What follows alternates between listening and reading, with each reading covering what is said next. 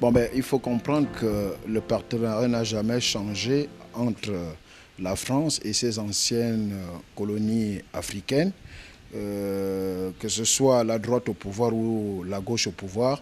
Ce qui prime dans ces relations-là, ce sont des relations d'intérêt.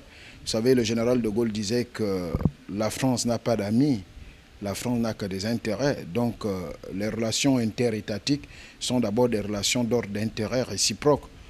Les intérêts des pays francophones africains vis-à-vis de la France et les intérêts français vis-à-vis de ces ex-colonies, notamment des pays francophones d'Afrique. Donc, en termes de partenariat, il ne faut pas s'attendre à un grand chamboulement, à un grand changement. Ce qui peut peut-être être pris en compte, c'est souvent des orientations entre d'un côté le Parti socialiste ou de l'autre côté les partis de droite, notamment l'UMP. Mais fondamentalement et au fond, il ne faut pas que les observateurs s'attendent à un changement de nature au niveau du partenariat franco-africain.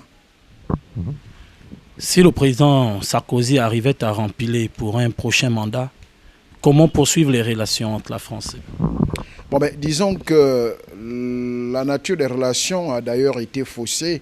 C'est-à-dire lorsque le président Sarkozy arrive au pouvoir en mai 2007, il avait promis la rupture de la France-Afrique, c'est-à-dire des relations qui privilégient non pas les États, mais beaucoup plus des individus qui sont à la tête de ces États, que ce soit en France ou en Afrique, mais au plus grand étonnement de plus d'un observateur et ceux qui avaient fait confiance au président Sarkozy, eh bien, je pense que la France-Afrique a poursuivi son bonhomme de chemin. Donc, il n'y a pas eu un grand changement.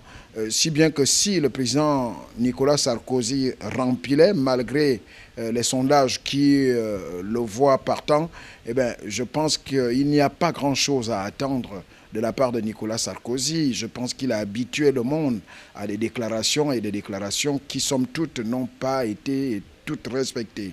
Il vous souviendra que Nicolas Sarkozy avait entrepris un nouveau partenariat avec la Libye.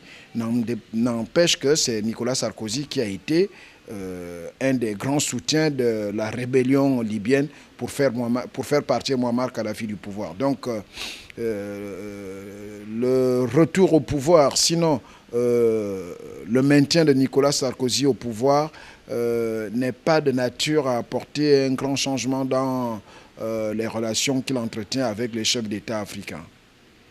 quel type de discours doit tenir le futur président de la République française pour être d'abord élu dans son pays et pour l'Afrique? Bon, il faut comprendre que l'élection qui va se dérouler demain dimanche en France est d'abord une élection franco-française. C'est d'abord une affaire de Français. Et nous qui sommes des observateurs, nous qui sommes des Africains, n'avons pas grand-chose à y apporter. Maintenant, le type de discours que la France doit tenir est un discours qui garantisse les intérêts français dans un premier temps. Et ça, il ne faut pas s'en étonner.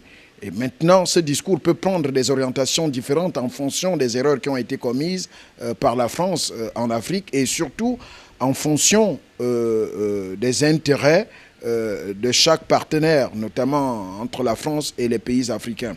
Donc, ça veut dire qu'aujourd'hui, la France pourrait adopter un discours qui privilégie aussi le nouveau contexte actuel, contexte sociopolitique et économique au niveau mondial. Nous sommes à l'heure de la mondialisation et les pays africains, n'en déplaise à leur état d'ex-colonie française, ont besoin du développement aussi. Donc, à un moment donné, il est souhaitable que la France revoie, et non pas le discours, mais beaucoup plus sa politique. Mais maintenant, entre ce que les Africains souhaitent par rapport au changement de politique africaine et ce que le pouvoir français pense pour pouvoir garantir les intérêts de ses ressortissants dans les pays africains, je pense qu'il peut y avoir un décalage. Mais en même temps, on a besoin aujourd'hui d'une réorientation de la politique française en Afrique pour que les errements du passé, qu'on fasse table rase là-dessus. Est-ce que Nicolas Sarkozy a-t-il des chances de remplir alors que les sondages ne lui sont pas favorables à ce jour? Ce qu'il faut dire, c'est que ce ne sont pas les sondages qui font une élection. Ce que vous devez savoir, c'est qu'en France, il y a 60% de Français qui sont à droite et 40% de Français qui sont à gauche. Or, je pense que si le Parti socialiste est arrivé au pouvoir en mai 1981 avec François Mitterrand, c'est parce que Mitterrand avait d'abord réuni toutes les forces de gauche lors du congrès d'Épinay en 1971 et en même temps, en réunissant tous les petits partis de la gauche, il avait réussi à créer le Parti socialiste pour venir au pouvoir en mai 1981. Mais en même temps, cette arrivée au pouvoir, malgré les 40%, le coup de génie de François Mitterrand avait été d'atomiser la droite par le système d'élection proportionnelle. Il a fait émerger le Front National de Jean-Marie Le Pen. Et ce Front National qui a permis donc aux 60% de Français qui sont à droite d'être éparpillés. Et c'est comme ça, en divisant la droite et en réunissant la gauche, Mitterrand a eu donc ce coup de génie de pouvoir parvenir au pouvoir. Mais en même temps, aujourd'hui, c'est vrai, les Français ont besoin de changement parce que ça fait quand même longtemps, depuis 1995, que la droite est au pouvoir. Il va falloir peut-être adopter le système des Américains, un système de turnover, un mandat pour la gauche, un mandat pour la droite. C'est ce que font les Américains. Un temps, ce sont les républicains qui sont au pouvoir. À un autre moment, ce sont les démocrates. Donc, je pense qu'aujourd'hui, les Français ont quand même besoin de changement, surtout qu'il y a eu beaucoup d'erreurs commises par Nicolas Sarkozy. Vous êtes sans ignorer que lorsqu'il a accédé au pouvoir en 2007, il avait dit, entre autres, travailler plus pour gagner plus. Or, aujourd'hui, on s'est rendu compte que le taux de chômage a rapidement augmenté, a dangereusement augmenté en France. En plus, sa politique de diviser les Français entre les Français d'origine et les Français nationalisés ou naturalisés, ce discours-là n'a pas beaucoup plu aux Français. Donc les sondages voient Nicolas Sarkozy perdant, mais les sondages ne font pas des élections. Ce qui va compter, c'est le report des voix entre d'un côté les voix de Marine Le Pen du Front National, les voix de François Bayrou, qui est crédité de 10% d'intention de vote au centre. Si toutes ces voix-là se reportent sur Nicolas Sarkozy, il y a de fortes chances qu'il passe. Mais maintenant, si les Français ont réellement besoin d'un changement, eh bien, je pense que malgré les consignes de vote, déjà Marine Le Pen a déjà dit qu'elle ne donnera pas d'intention de vote, vous verrez que une partie des voix de droite peuvent être portées à François Hollande et qui a toutes les chances, avec l'apport des voix de Jean-Luc Mélenchon et bien d'autres petites forces de gauche, de pouvoir parvenir au pouvoir grâce à la volonté du changement exprimé par les Français. Donc, pour me résumer, ceci dit, c'est que les sondages, on ne se fie pas trop, c'est-à-dire ce sont des indicateurs de vote ou d'intention de vote, mais en même temps, il va falloir qu'on attende demain soir pour connaître réellement la véritable physionomie de l'électorat français qui devra pouvoir s'exprimer et donner raison à ceux qui pensent que il est temps que la droite cède le pouvoir à la gauche, ou à ceux qui pensent qu'il est temps que la droite se maintienne. Il est encore temps que la droite se maintienne. Donc Nicolas Sarkozy, président sortant, selon les sondages, il a peu de chance parce que tous les sondages le donnent perdant au second tour, avec 5 points d'écart face à François Hollande. Mais en même temps, il faut se méfier des sondages parce que nous avions vu en Afrique, en Côte d'Ivoire, ce sont des sondages qui ont trompé Laurent Gbagbo lors de l'élection présidentielle en Côte d'Ivoire.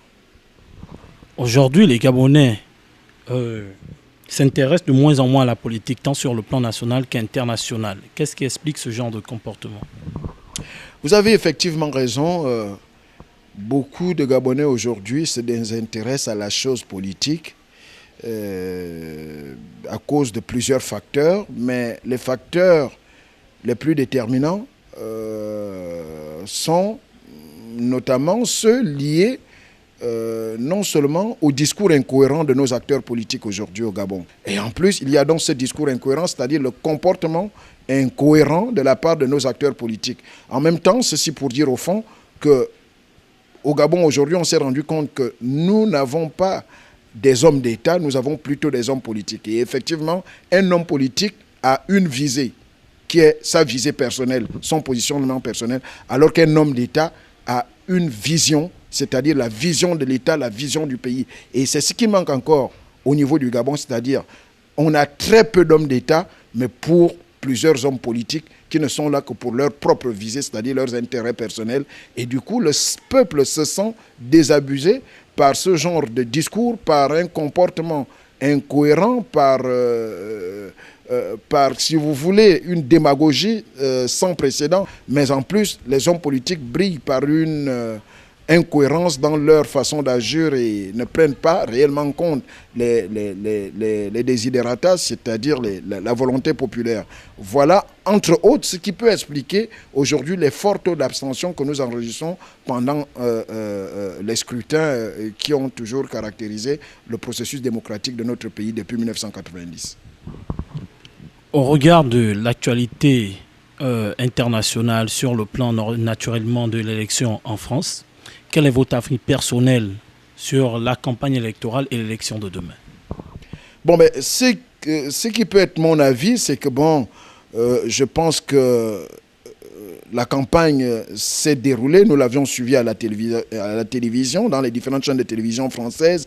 Mais ce qu'il faut dire, c'est que Nicolas Sarkozy, prenons le cas de celui qui est au pouvoir jusqu'à maintenant, Nicolas Sarkozy n'a pas osé faire la campagne sur son bilan, en s'appuyant sur son bilan. Ceci dit, parce que je pense que son état-major a estimé que son bilan était mitigé. Notamment, il avait promis la création de plusieurs emplois, mais aujourd'hui, on s'est rendu compte que le taux de chômage a augmenté en France. Donc, à ce niveau, on peut parler d'échec. La cohésion sociale française n'a plus été de mise. Jamais on a vu des Français autant divisés entre d'un côté les Français de souche et de l'autre côté les Français naturalisés.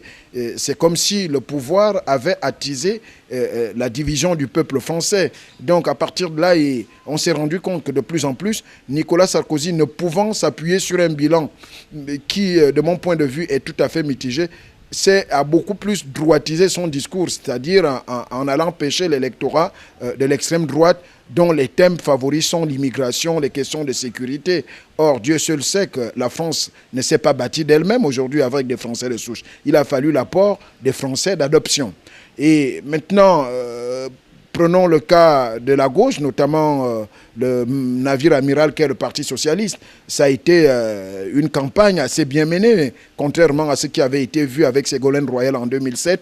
Je pense que François Hollande a tenu compte des erreurs qui avaient été commises par le Parti socialiste. Il a donc fait un effort de réunir ce qu'on appelle les éléphants du PS, toutes les grandes figures du Parti socialiste. Mais en plus, on a vu surtout l'émergence d'un front de gauche avec Jean-Luc Mélenchon, qui est un transfuge du Parti socialiste, qui a créé donc le front de gauche. Donc tout cela a permis donc à la gauche de mener une campagne qui, aujourd'hui, on peut le dire, a été une campagne réussie. Et en même temps, on a vu plutôt au niveau du centre le positionnement de Bayrou se dégringoler au niveau des sondages. Bayrou, qui avait été le troisième homme en 2007, aujourd'hui est crédité de 10%, donc la quatrième personne ou bien la quatrième position selon pour l'instant les sondages. Ceci sera confirmé par exemple avec des résultats officiels de demain soir et on se rendra compte peut-être que les sondages avaient tort ou avaient raison sur les différentes intentions de vote. Mais globalement, ça a été